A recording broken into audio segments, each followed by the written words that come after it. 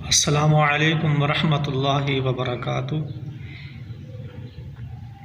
نحمدہ ونصلی ونسلم علی رسولہ النبی الکریم، اما بعد فاعوذ باللہ السمیع العلیم من الشیطان الرجیم، بسم اللہ الرحمن الرحیم۔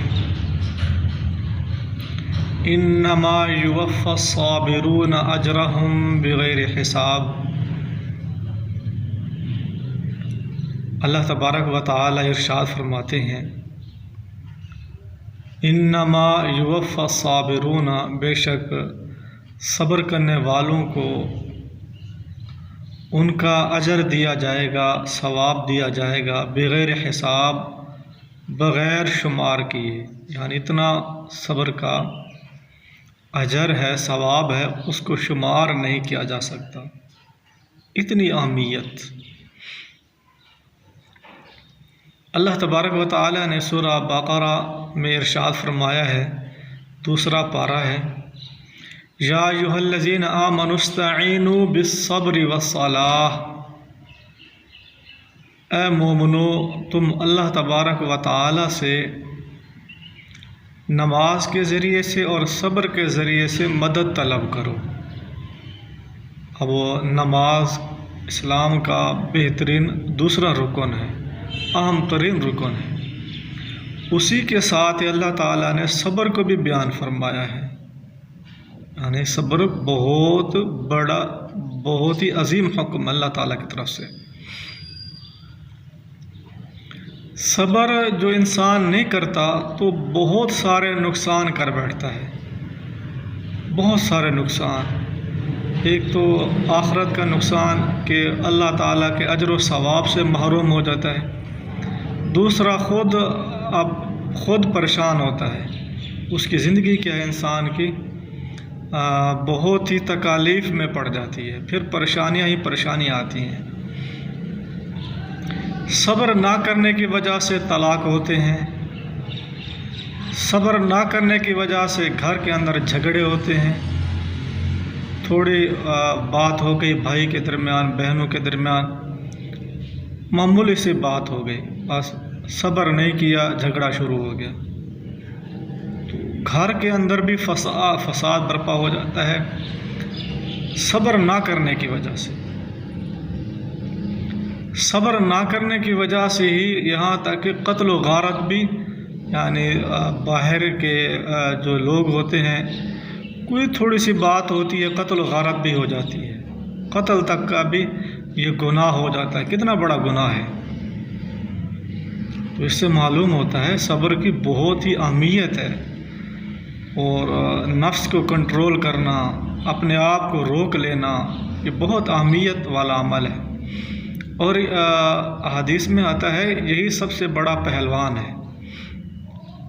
اللہ کے نبی نے فرمایا، حدیث کا مفہوم ہے، پہلوان وہ نہیں ہے جو کسی کو جو ہے گرا دے، جو کسی دوسرے انسان کو گرا دے، وہ اصل میں پہلوان نہیں ہے۔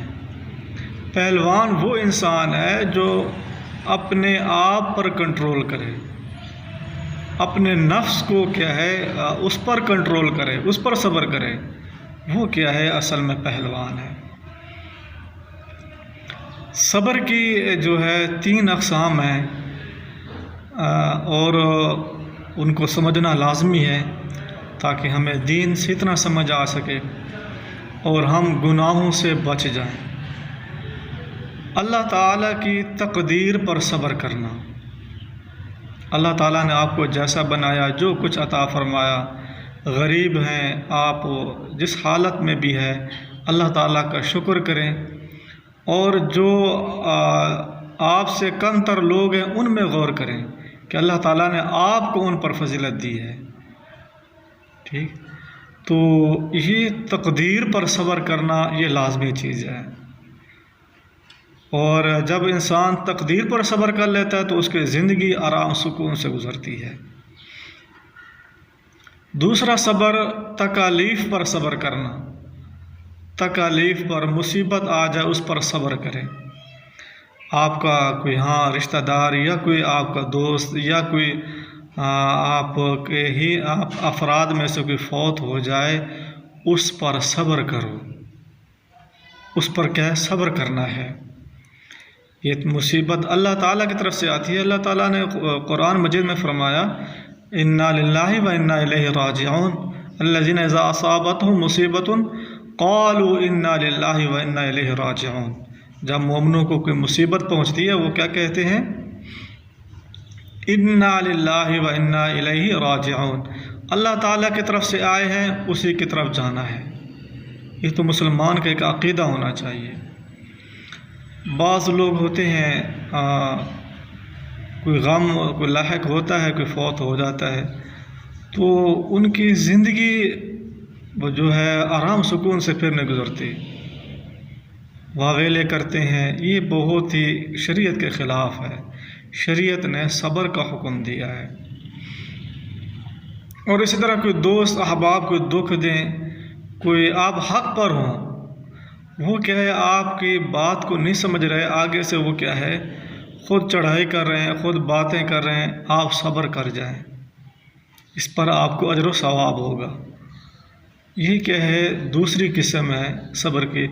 نمبر 3، اللہ اور اس کے رسول کی اطاعت میں صبر کرنا، اللہ اور اس کے رسول کے حکم پر صبر کرنا، اپنے آپ کو گناہوں سے بچانے پر صبر کرنا، اس کا بھی اجر و ثواب ہے۔ اللہ تعالیٰ کی نافرمانی سے اپنے آپ کو بچانا، اس پر بھی ثواب ہے، اجر و ثواب ہے۔ بہت سارے گناہ ہوتے ہیں انسان کر رہے ہوتے ہیں تو نیک صالح انسان کا بھی دل کرتا ہے لیکن وہ صبر کرتا ہے، وہ گناہوں کے پاس نہیں جاتا۔ اس کو کیا یقینی بات ہے اللہ تعالیٰ اس کو اجر عطا فرمائے گا، اور بہت ہی زیادہ اجر عطا فرمائے گا۔ تو ہمیں چاہیے، یہ بہت ہی عظیم عمل ہے، یہ ہم خود اپنے اندر بھی پیدا کریں، اپنی اولاد کے اندر بھی پیدا کریں۔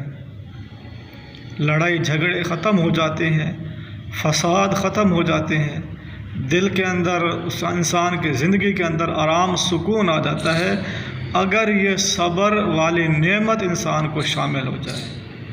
وما علینا الا البلاغ المبین۔